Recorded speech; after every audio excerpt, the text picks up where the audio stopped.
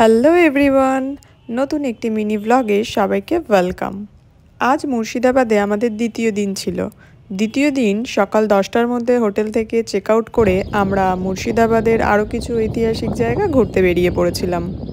প্রথমেই আমরা চলে এসেছিলাম মুর্শিদাবাদের ফেমাস মতিঝিল পার্কে, যেখানে প্রতি বছরই নাকি প্রচুর প্রচুর পরিযায়ী পাখিদের আনাগোনা দেখা যায়।